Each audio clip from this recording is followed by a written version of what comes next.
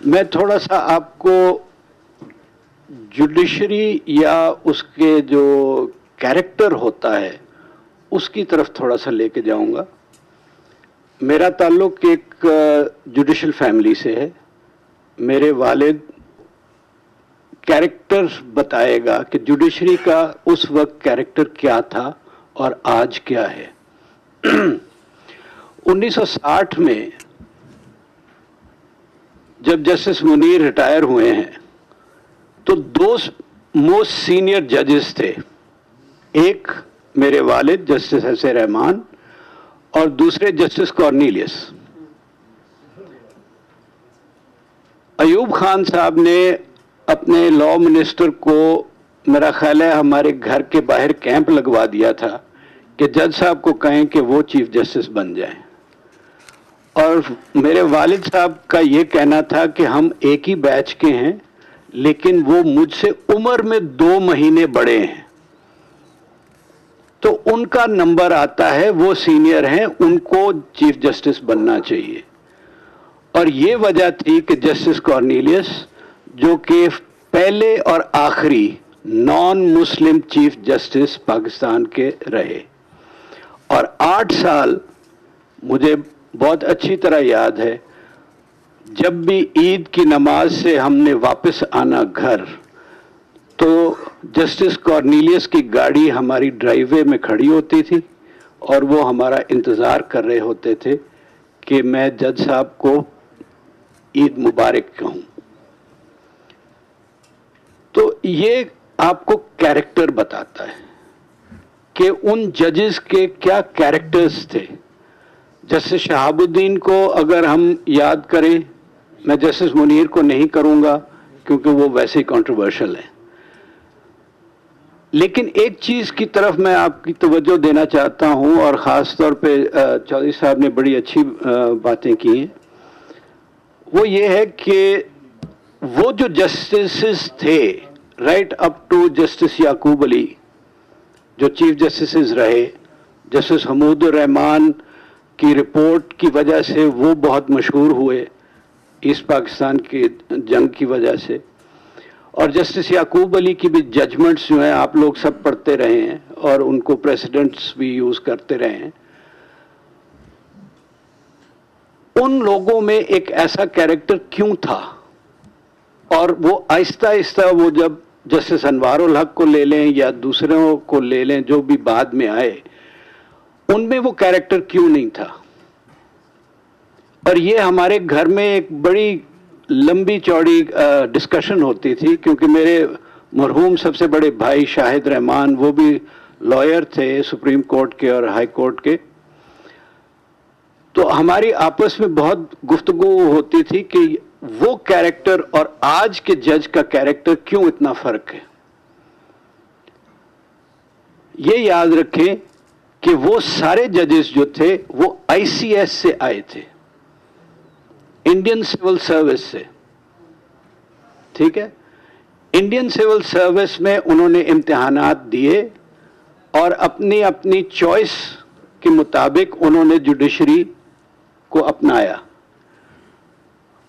British राज ने उनको Exeter college, Oxford, Cambridge वगैरह भेजा, वहां पे उन्होंने अपना लॉ किया, वहीं से अपनी बार की और वापस आए और सिविल जजेस मुकर्रर हुए। सो they went through the mill. Training उनकी एज जजेस थी, नॉट एज लॉयर्स, ठीक है। माजरत के साथ असद, मेरे आप हम नाम भी हैं, माजरत के साथ, एक वकील जो वकालत पढ़ता है और अपने क्लाइंट को हर किस्म के केस में बचाने की कोशिश करता है, वो हेरा फेरी भी जानता है। It is a fact. वो चाहे अगर कोर्ट में उसको झूठ भी बोलना पड़े अपने क्लाइंट को बचाने के लिए, क्योंकि उसने उससे पैसे लिए हैं, तो वो झूठ भी बोलेगा। और वकील जो है वो समाज में आम फिरता रहता है। मुझे तो ये भी याद है کہ جو وہ ججز تھے وہ کسی سوشل فنکشن پہ نہیں جاتے تھے، سوائے فیملی کے کسی فنکشن پر عموماً وہ کسی بھی سوشل فنکشن پہ نہیں جاتے تھے. حالانکہ میرے والد صاحب ایک پوئٹ بھی تھے، وائس چانسلر رہے پنجاب یونیورسٹی کے بھی، first president, founding president of the arts council of Pakistan. وہ ان چیزوں میں ضرور جاتے تھے. ہمدرد فاؤنڈیشن کے وہ فاؤنڈر ہیں. تو مقصد کہنے کا یہ ہے ان چیزوں میں ضرور جاتے تھے، لیکن وہاں پر وہ ناٹ ایز اے جج، ایز اے آرٹس کا پیٹرن کہہ لیں یا ایجوکیشن کا پیٹرن کہہ لیں، اس لحاظ سے جاتے تھے. سو دیر واز اے ڈیوائڈ.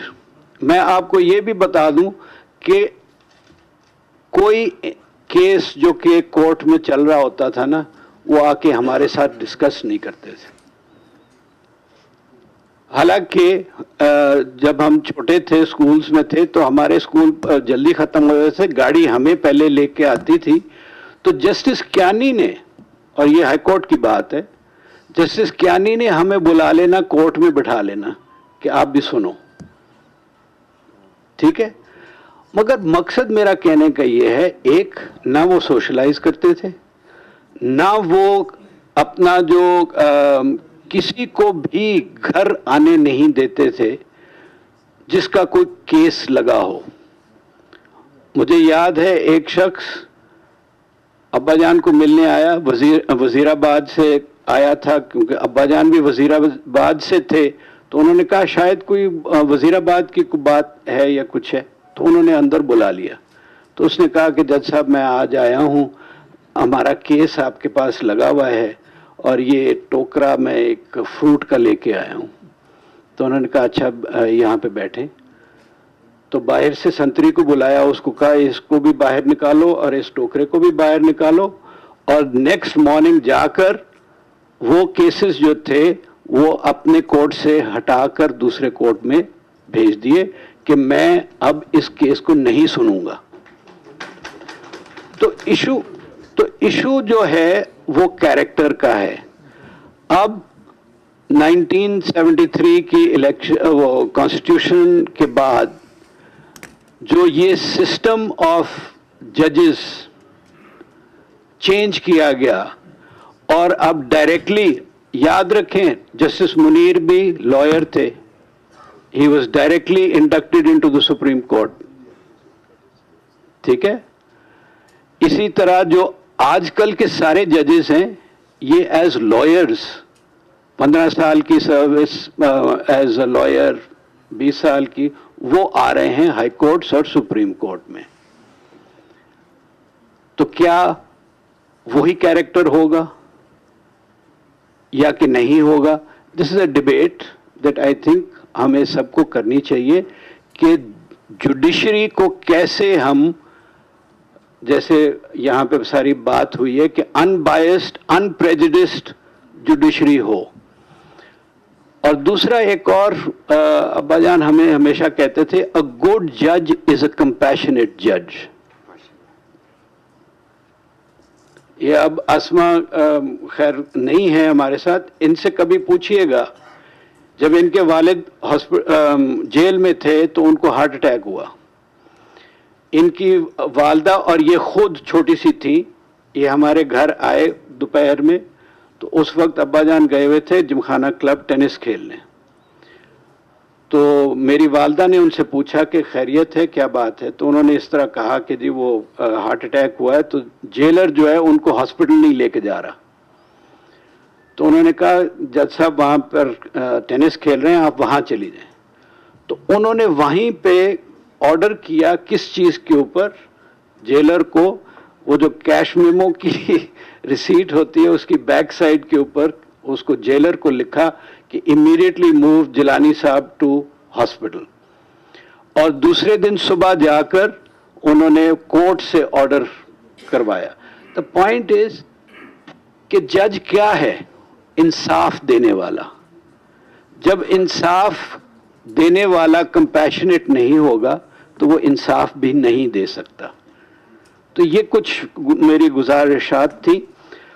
جہاں تک آج کل کا تعلق ہے، دیکھیں ایک بڑی سمپل سی بات ہے، اور ہم یہ اس بات پر ہر وقت بات کرتے ہیں کہ ہماری سوسائٹی جو ہے وہ کلاس بیسڈ سوسائٹی ہے، اور ہمیں اس کو مان لینا چاہیے.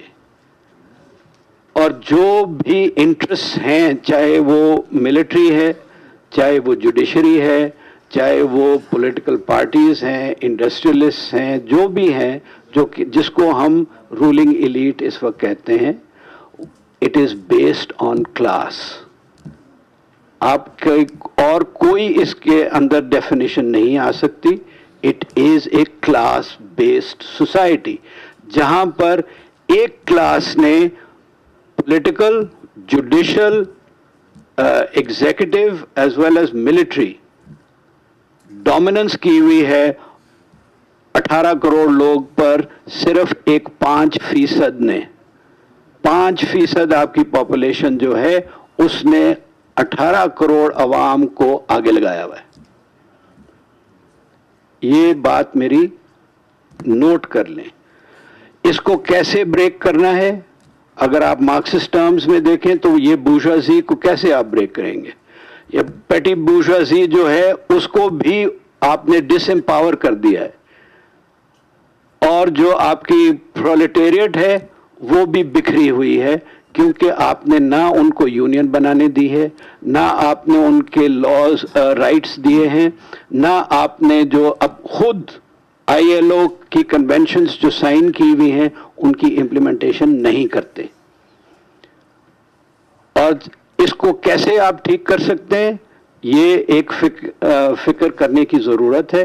اور آخر میں میں صرف ایک چیز کہوں گا، اگر یہ جوڈیشری واقعی انڈیپینڈنٹ تھی اور یہ کمپیشنیٹ تھی اور یہ پاکستان کو بچانے کی والی جوڈیشری ہوتی، تو واپس آتے ہی، ری انسٹیٹ ہوتے ہی، بلوچستان کی جو ہیومن رائٹس وائلیشنز ہو رہی ہیں بائی دا ملٹری، اس کو ٹیک اپ کرتی.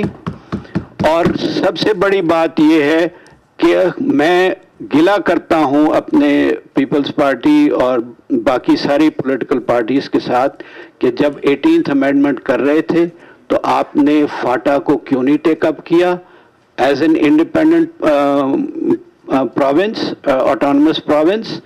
اور دوسرا یہ کہ آپ نے آرٹیکل 245 کیوں نہیں کانسٹیٹیوشن سے نکالا، جو کہ ملٹری ایڈ ان سول پاور کا آرٹیکل ہے، جس کے تحت جو بھی ملٹری ایکشن لیتی ہے in aid of civil power, it is not contestable in any court of law. Thank you.